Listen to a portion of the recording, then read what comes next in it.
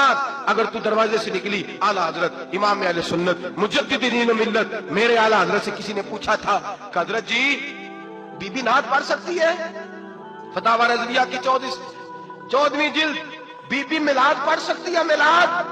आला हजरत ने फरमाया अगर बीबी मिलाद पढ़ रही हो, नात पढ़ रही हो और उसकी आवाज गैर महरम के कानों तक जा रही हो, फरमाया उसे सवाब नहीं होगा, उसे हराम काम करने का गुनाह दिया जाएगा। बीबी को मना है, वो नात की आवाज भी औरत का ही नहीं पढ़ता, दीन में तो औरत की आवाज का भी पढ़ता है। दीन में तो औरत की हजरत सैयदा ज़ैनब, हजरत फातिमा की वो लख्त जिगर जो मैदान करबला में इमाम हुसैन बराबर की शरीक रही सैयदना इमाम हुसैन के साथ। याह्या बिन मोइन कहते हैं मैं 15 साल तक हजरत ज़ैनब का पड़ोसी रहा हूं। 15 साल, घर बराबर होता है ना, बंदा बीबी देख ही लेता है। वो बीबी कभी पर्दा डाल के तो जा रही है दवाई लेने, कभी नजर आ ही जाती है। कहते 15 साल में सैयदा फातिमा की बेटी का पड़ोसी रहा हूं, मैंने कभी बुरके में छुपी हुई ज़ैनब भी नहीं देखी, बुरके में छुपी हुई ज़ैनब भी कभी नहीं देखी। हजरत अब्दुल्ला बिन जाफर तैयार जनाबे अली मुर्तजा के भाई थे, उनके बेटे के साथ इनका निकाह हुआ था, बीमार हो गई। हजरत अब्दुल्ला कहने लगे ज़ैनब चल तुझे हकीम के पास ले जाऊं, तबीब के पास ले जाऊं। तो हजरत ज़ैनब कहने लगी आप जाइए मेरा हाल बता के दवाई ले आइए। तो हजरत अब्दुल्ला जाफर तैयार कहने लगे शरीयत में गुंजाइश है डॉक्टर के पास जाने, हकीम के पास जाने की गुंजाइश है, तो चलती क्यों नहीं? तो हजरत ज़ैनब कहने लगी शरीयत में गुंजाइश तो है, पर अब्दुल्ला मेरी मजबूरी ये है कि मैं फातिमा की बेटी हूं। शरीयत में गुंजाइश तो है पर मेरी मजबूरी ये है कि मैं हुसैन की बहन हूं। शरीयत में गुंजाइश है पर मैं हसन की बहन हूं।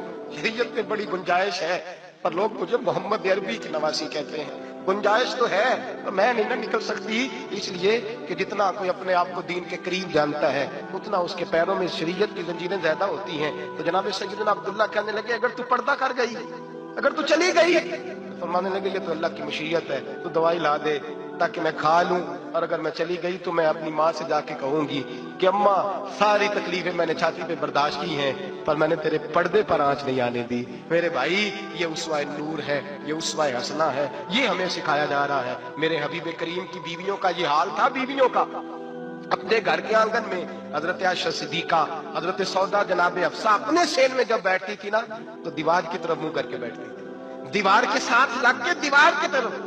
बीबियां अपने घर के अंदर भी दीवार की जानब मुंह करके बैठती थी। लोग पूछती, बीबियां पूछती कि अपने घर में भी दीवार को मुंह करने का मतलब? कहती हो सकता है कुछ छत पे चढ़े अचानक नजर पड़े, तो हम चाहती हैं फिर भी हमारा चेहरा नजर ना आए उसे, फिर भी हमारा चेहरा नजर, हम अपने घर के अंदर भी पाबंद रहती हैं कि हमारे चेहरे नजर ना आए। खुदा रा बड़े पैसे जिंदगी में लौटाए हैं, 1000 1500 बुरके पे भी खर्च करो, वो घर ले जाओ, वो अम्मा को भी दो, बहन को भी दो, बीवी को भी दो, उसको कोई ये पहन ले।